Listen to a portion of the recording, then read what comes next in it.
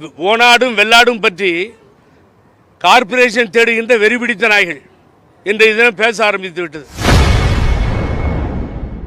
அதிமுக பொதுச் செயலாளர் எடப்பாடி பழனிசாமி ஒரு வெறிபிடித்த நாய் என முன்னாள் நிர்வாகி பெங்களூர் புகழேந்தி ஒருமையில் விமர்சித்துள்ளது அதிர்ச்சியை ஏற்படுத்தியுள்ளது.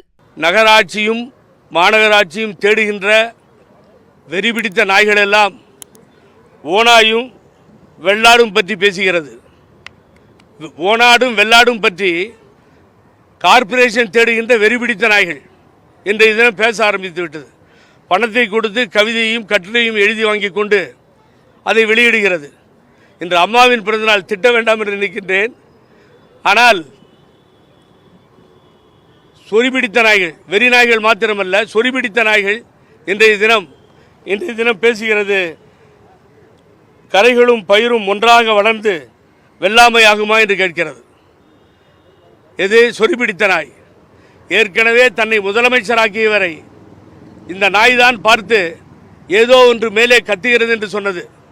அந்த நாய் இன்றைய தினம் நம்மை பார்த்து கேட்கிறது ஓனாயும் வெள்ளாடும் என்று.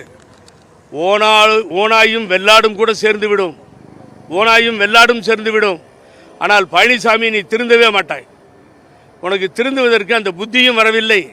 ஆகவே மேலும் மேலும் விரிசலை ஏற்படுத்தி அதிமுகவை சேராமல் செய்வதற்காக 4-5 பேர் இந்த குரலை கொடுத்து கொண்டிருக்கிறார்கள். வேட்பாளர்களை தேடுகின்ற நிலை வந்துவிடும். அம்மாவுடைய பிறந்த நாளில் மீண்டும் எச்சரிக்கிறேன், பழனிசாமி, இந்த கட்சியை முழுவதுமாக அழித்து விடுவாய்.